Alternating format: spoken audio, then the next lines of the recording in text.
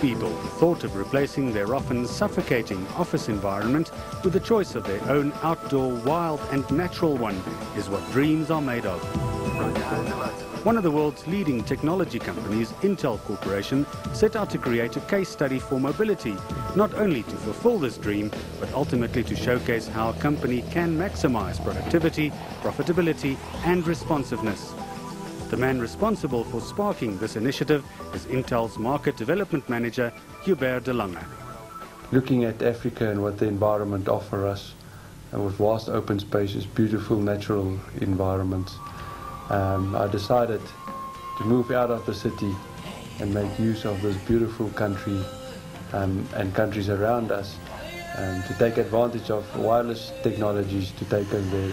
The plan is to launch a working safari into the most remote areas of southern Africa to test wireless communication in the most robust conditions. Hubert led the safari, and over the next 12 days the route took the team through Botswana to the remote World Heritage Site of Sedilo Hills, with a cool down in the Okavango River before travelling along Namibia's Caprivi Strip, crossing into Zambia and travelling down the mighty Zambezi River to the second World Heritage Site, Victoria Falls.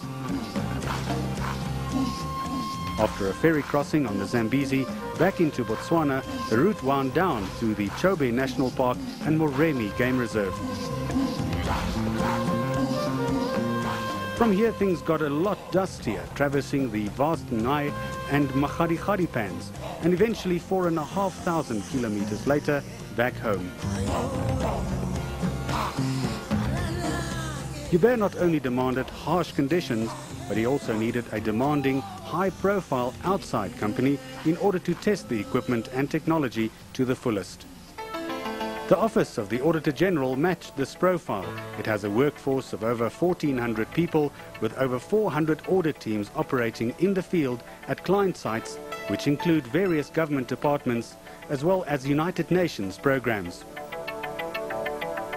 The company requires a high degree of security and efficiency in order to handle the huge amounts of data that pass through the system on a daily basis. For staff, this means being able to access information technology resources whenever and wherever they are. The selected men were IT support manager Werner du Plessis, who was clearly eager to escape the confines of the office, and senior IT manager Louis Fourie, who was excited to be selected for the project, but slightly skeptical on fulfilling his role away from the office. In the beginning I was a little bit skeptical, because sometimes, you know, when you start with new equipment, there's always something that's failing, and everything will have to work together to make this trip a success. With over 90 employees to oversee, it's no wonder Louis was a bit reluctant to leave the office. But once out there, he gets straight into his favorite activity, hiking. This time he has to remind himself that he's not on holiday. So his notebook with Intel Centrino mobile technology goes with him in his backpack.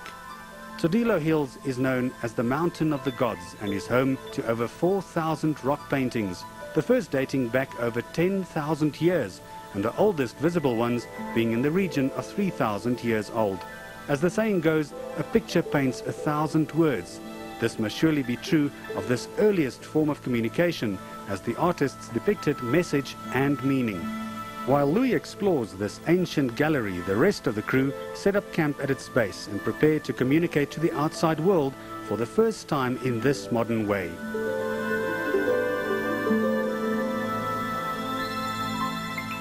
The satellite dish mounted on a trailer is first lined up to the orbiting satellite, then connected to a D-Link device which communicates directly with a notebook based on Intel Centrino technology.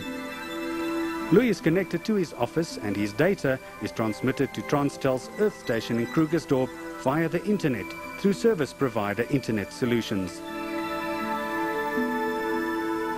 As the sun sets over the landscape, the spirits of the hills seem to stir.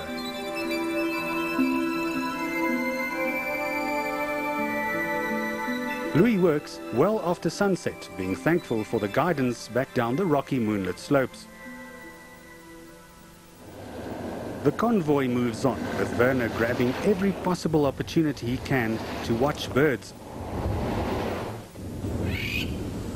He discovers a crowned plover's nesting site with one of the eggs in the process of hatching.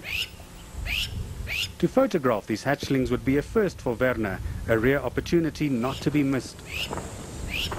So he settles down to wait. It seems to be a good opportunity to catch up on a bit of office work. Werner may have escaped the city, but there's no escaping deadlines and a schedule wherever you are. So the safari has to move on without a hatchling photo. Not to be outdone, Werner viewed the Okavango River as the perfect platform for combining new bird watching opportunities while keeping up to date with his office work.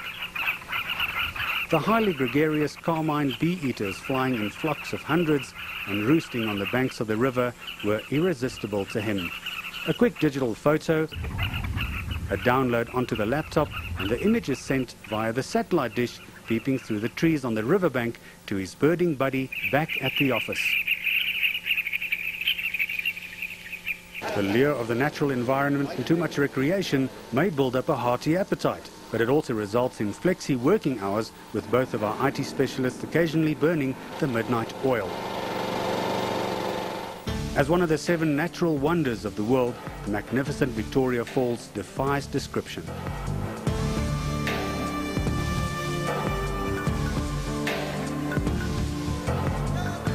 Further upstream on a more placid river not far from this cascading spectacle, our team of adventurers is relaxing with a tasty brunch. While Werner is once again straining his eyes for new bird species, and Louis, who appears to have the bigger workload, is back on his computer, we have some rather large and unexpected guests. Okay, worry not. These are our elephants, are trained elephants at the Zambezi Elephant Trail, Zambia. These guys are trained through a system called a positive reinforcement, which is a good way of training animals. You don't use fear or beating them, but use kindness and reward. Zambezi Elephant Trails offers people a number of options to experience the wilderness perched on an elephant's swaying back. But that's for people on holiday, so for now, our working duo has to settle for this incredible experience from ground level. And it was back in the less exciting mechanical 4x4s for another long day of travelling ahead. Navigating through the vast wilderness areas of the Chobe and Moremi game reserves can be quite a challenge, even with the help of a global positioning system.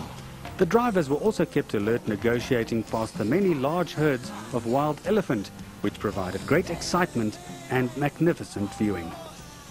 With no hiccups on the link-up and communication to the Office of the Auditor General, the most difficult part of the process was proving to be the physical labour involved in setting the satellite antenna every day. This equipment was essential to the whole operation, and without it there would be no connectivity and link to the Auditor General's office. A kind of comfort versus communication dilemma faced the crew daily when setting up camp. Too much shade from the searing African sun could mean too many trees in the way of the satellite link.